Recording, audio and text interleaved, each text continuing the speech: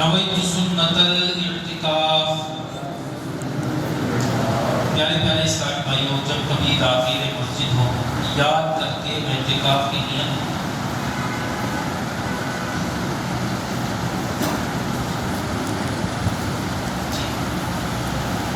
صلو علی الحبیب صلی اللہ تعالی علی محمد صلی اللہ علیہ وسلم۔ پیارے پیارے اسلامی بھائیوں، جب کبھی داخل مسجد ہو تو یاد کر اعتکاف کی نیت کر لیا کرے کہ جب تک مسجد میں رہیں گے اعتکاف کا ثواب ملتا رہے گا۔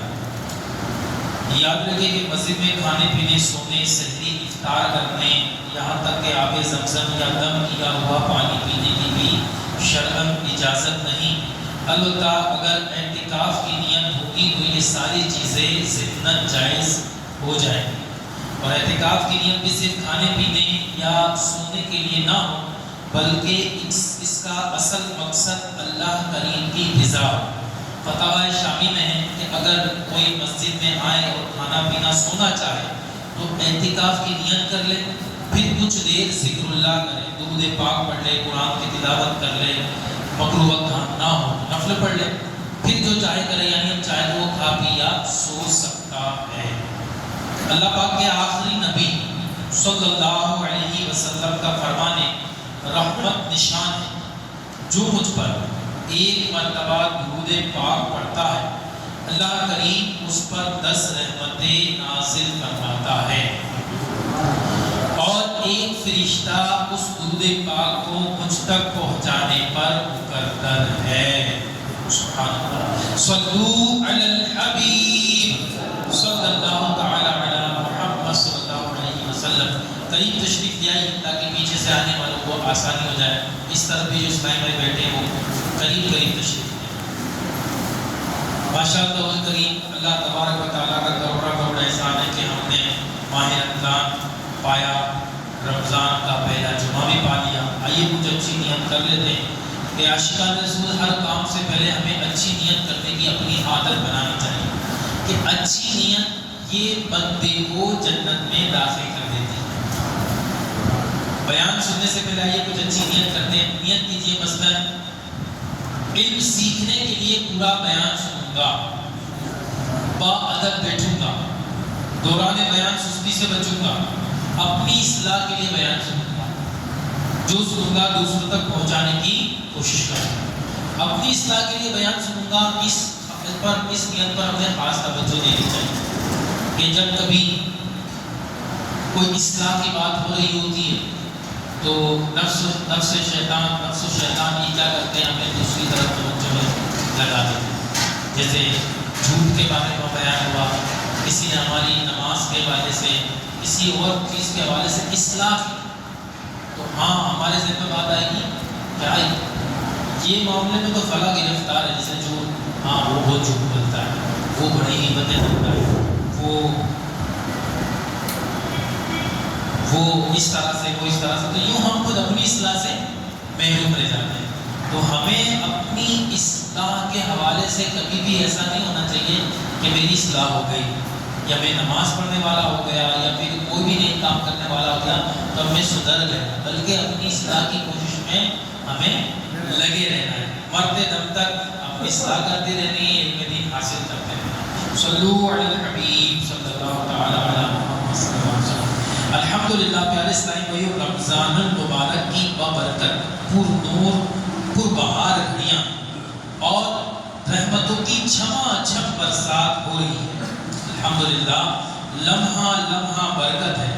خوش نصیب ہے وہ لوگ جو ظاہری و باطنی ادب کے ساتھ روزہ رکھ کر خوش دلی کے ساتھ 20 رکعتیں تراویح پڑھ کر سحر و افطار کی برکتیں لوٹ کر رمضان المبارک کی بہاریں حاصل کر رہے ہیں، اور انتہائی محروم اور بدقسمت ہے وہ لوگ جو ان مبارک لمحات میں، ان گھڑیوں میں بھی نیکیوں سے محروم ہیں، روزے نہیں رکھتے، تراویح نہیں پڑھتے، یا پڑھتے بھی ہیں تو پوری نہیں پڑھتے۔ بخشش و مغفرت اور رحمت کے اس عظیم و شان مہینے میں بھی اللہ پاک اور رسول پاک صلی اللہ علیہ وسلم کی رضا والے کام کرنے سے دور ہیں۔ دو جہاں کے سلطان شہنشاہ کون و مکان صلی اللہ علیہ وآلہ وسلم نے فرمایا کہ میری امت ذلیل و رسوا نہ ہوگی جب تک وہ ماہ رمضان کا حق ادا کرتی رہے گی۔ عرض کی گئی یا رسول اللہ صلی اللہ علیہ وسلم، رمضان کے حق کو ضائع کرنے میں اور ان کا ذلیل و رسوا ہونا کیا ہے؟ تو ارشاد فرمایا کہ اس ماہ مبارک میں ان کا حرام کام کرنا، ان کا حرام کام کرنا۔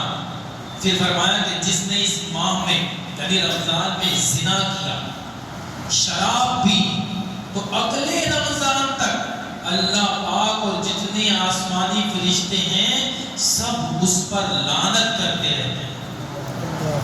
کون؟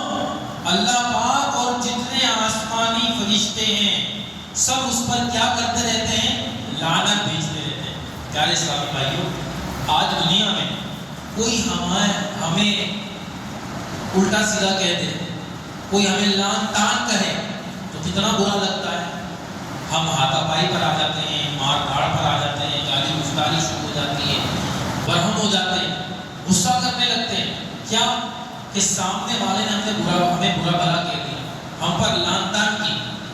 اب ذرا سوچئے کہ جو اس ماہ مبارک میں اس کے تقدس کو، اس مبارک ایام کو پامال کرے، برکتوں کو پامال کرے اور گناہوں میں بسر کرے، اور خاص کر کے کیا فرمایا کہ اس مہینے میں جس نے زنا کیا، شراب پی، تو اگلے رمضان تک اللہ پاک اور جتنے آسمانی فرشتے ہیں سب اس پر کیا کرتے رہتے ہیں؟ لعنت کرتے رہتے ہیں۔ اگر یہ شخص اگلے ماہ رمضان پانے سے پہلے ہی مر گیا تو اس کے پاس کوئی ایسی نیکی نہ ہوگی جو اسے جہنم کی آگ سے بچا سکے۔ بس تم ماہ رمضان کے معاملے میں ڈرو، کیونکہ جس طرح اس ماہ میں اور مہینے کے مقابلے نیکیاں بڑھا دی جاتی ہیں، اسی طرح ایز اٹ از گناہ کا معاملہ بھی ہے۔